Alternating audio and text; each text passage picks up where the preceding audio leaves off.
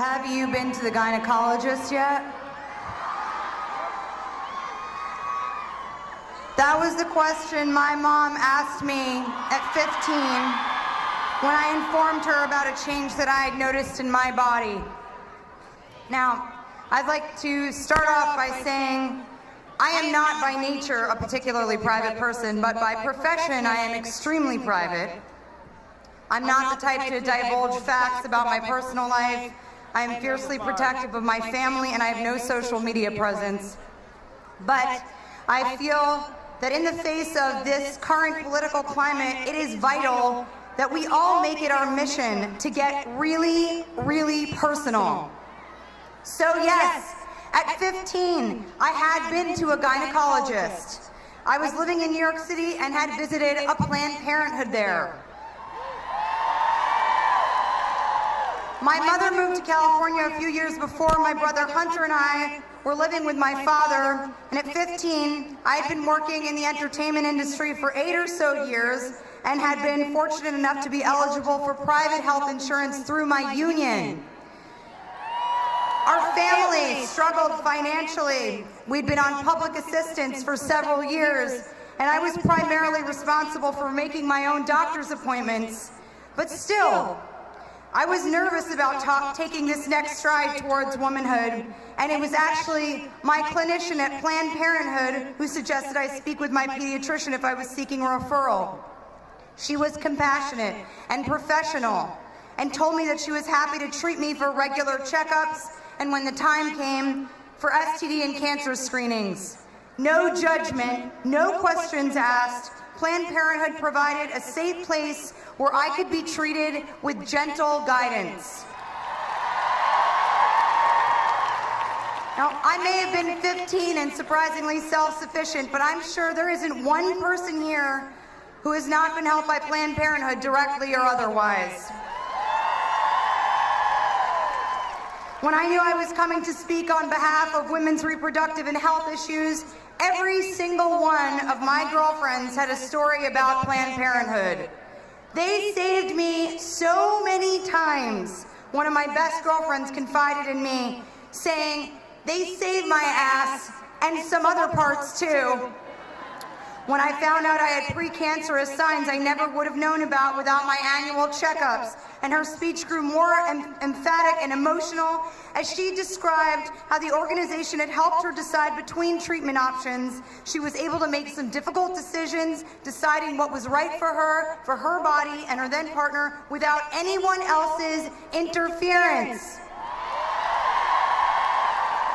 My sister also used Planned Parenthood services for years after moving states.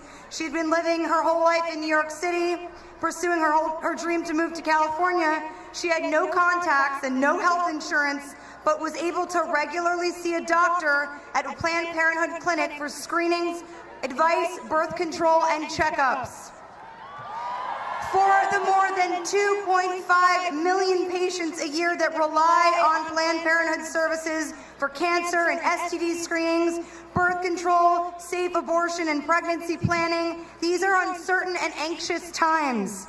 Lawmakers in 24 states have tried to block patients from receiving care at Planned Parenthood. Congress has voted to limit access to reproductive services 9 times. Boo! Yes, boo! There are very real and devastating consequences to limiting access to what should be considered basic health care. For millions of Americans, Planned Parenthood is often the only trustworthy and affordable clinic providing safe education, sex education, safe abortion, and life-saving services. President Trump, I did not vote for you.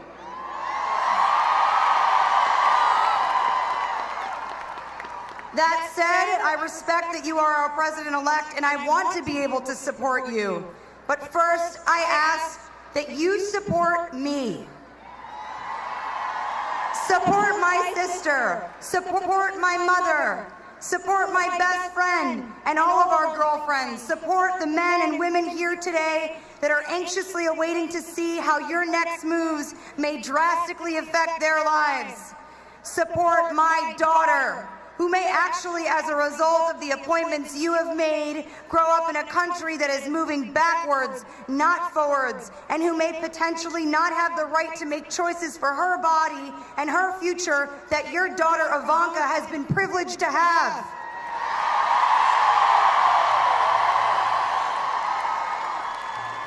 I ask you to support all women and our fight for equality in all things, including the fight to be recognized as individuals who know better for ourselves what is right for our bodies, better than any elected official, popular or otherwise. It is a great honor for me to be speaking here in front of all of you today. After the result of this November's election, I felt as a woman, as an American citizen, a great weight bearing down on my shoulders, the feeling that the near future would present many obstacles, confrontation, and division.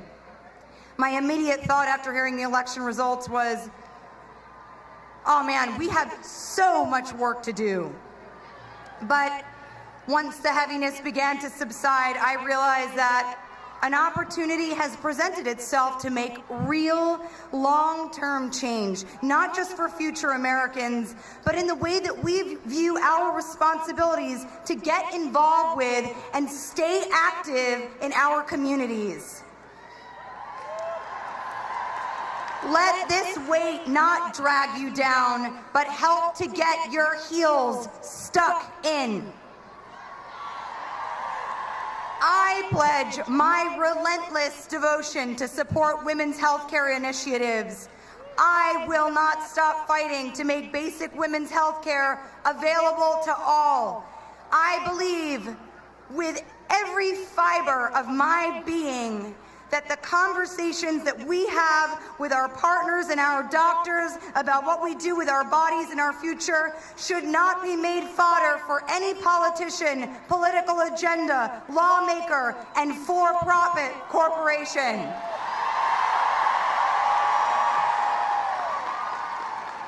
We must stand up for what are our basic human rights and always move forward, never backwards. The current political administration benefits from taking the power away from us. Don't give up your power. Don't let the feelings of helplessness make you complacent. I urge you all to make a difference on the ground. Volunteer. Volunteer with organizations that help women seeking a safe place to make some of the most difficult decisions of their lives. Donate to causes